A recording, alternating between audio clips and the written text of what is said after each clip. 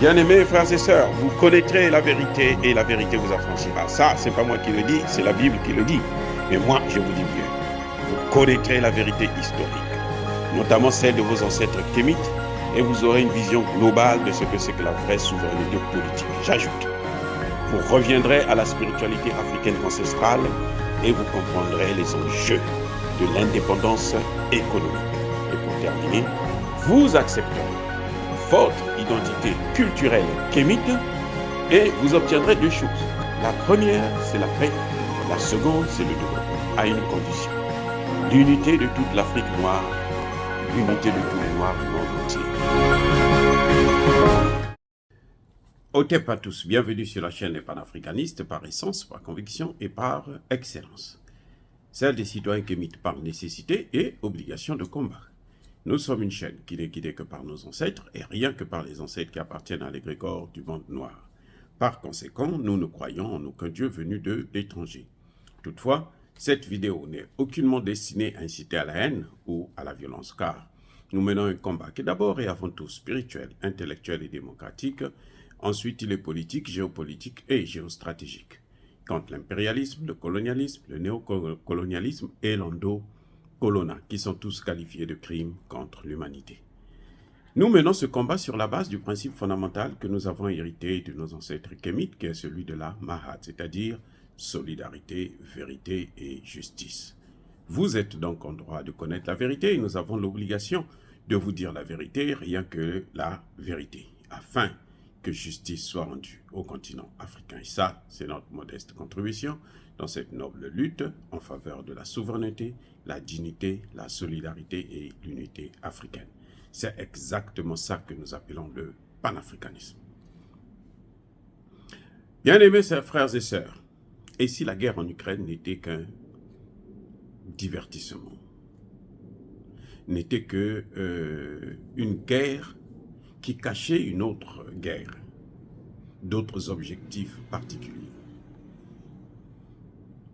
Vous savez que la guerre en Ukraine, c'est d'abord parce que, selon les Russes, l'OTAN se rapprochait de plus en plus de la Russie et que il était facile, en 5-10 minutes, les missiles de l'OTAN, depuis la Russie, l'Ukraine plutôt, pouvait atteindre Moscou.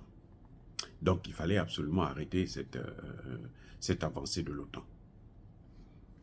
Mais il y a un autre aspect que on ne parle pas assez souvent. Si l'objectif des Américains, ce n'était pas l'Ukraine, parce qu'ils avaient quand même occupé l'Ukraine, puisque les terres arabes de l'Ukraine, notamment dans le Donbass, c'était acheté par les Américains. Les grands hommes d'affaires américains occupaient pratiquement tout ce qui est terres productives, les meilleures terres de l'Ukraine. Donc c'était eux, ils avaient déjà le pays. Mais c'est vrai, vous allez me dire qu'entre l'Ukraine et la Russie, il y a la mer Noire, mais il y a aussi la mer Baltique. Et oui, et si l'objectif des Américains, c'était plutôt la Suède et la Finlande.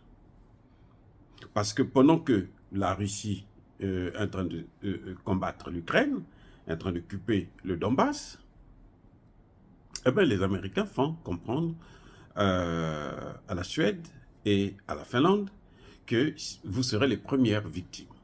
La Russie va vous attaquer.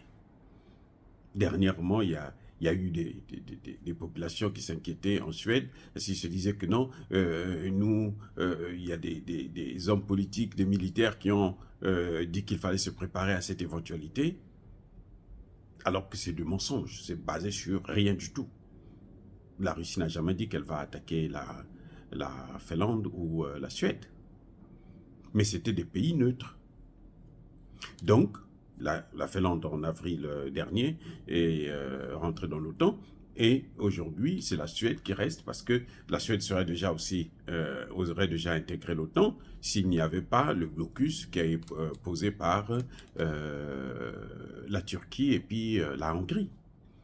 Mais la Hongrie, on venait de lui donner une partie de l'Afrique, le Tchad, Elle a maintenant une base militaire, sa première base militaire en Afrique.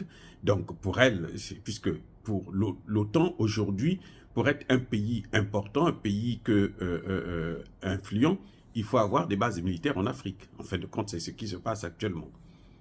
Toutes les grandes puissances, tu n'es une puissance que si tu as une base militaire en Afrique.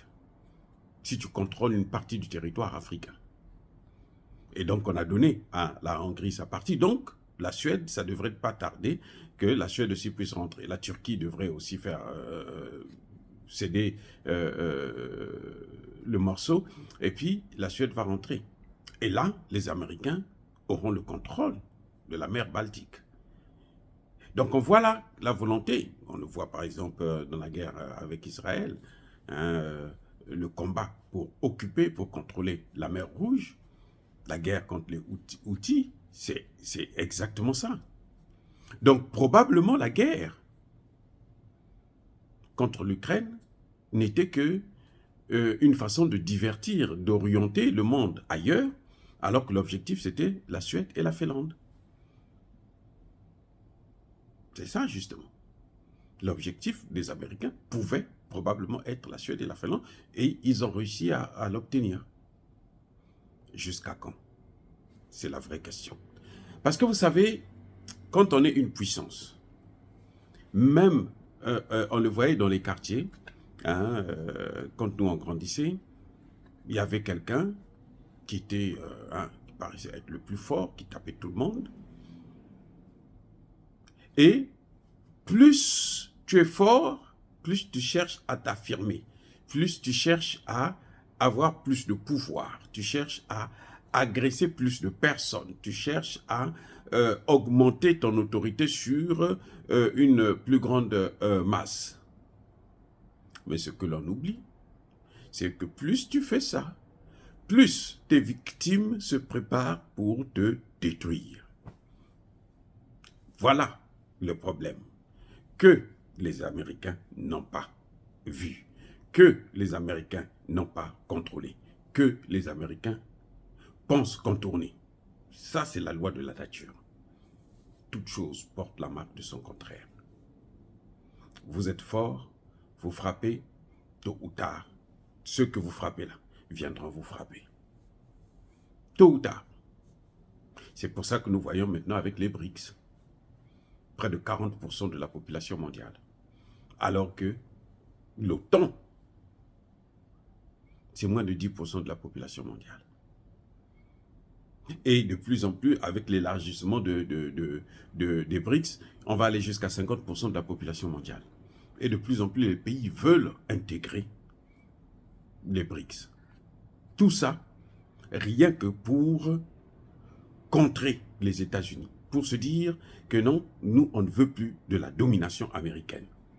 Et un éléphant, aussi grand soit-il, chaque fois qu'il y a quelqu'un qui met une aiguille, chaque fois on met une aiguille dedans, un jour cet éléphant va tomber.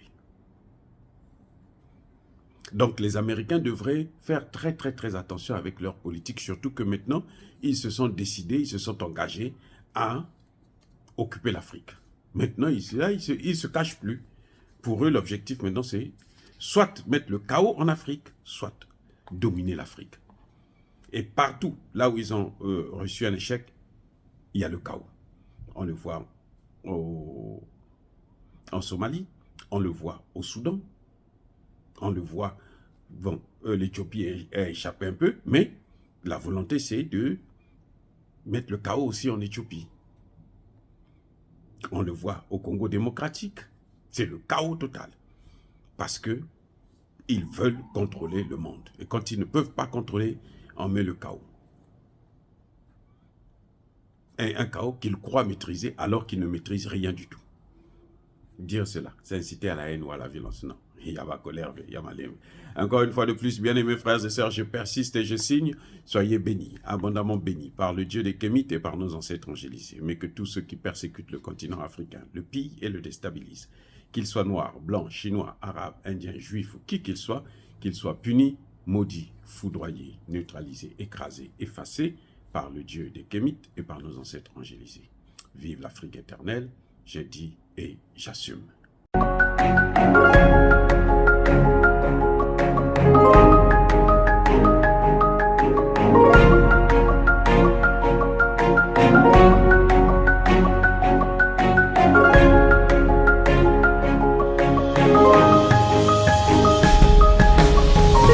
Eux, ils marchent par la foi et non par la vue.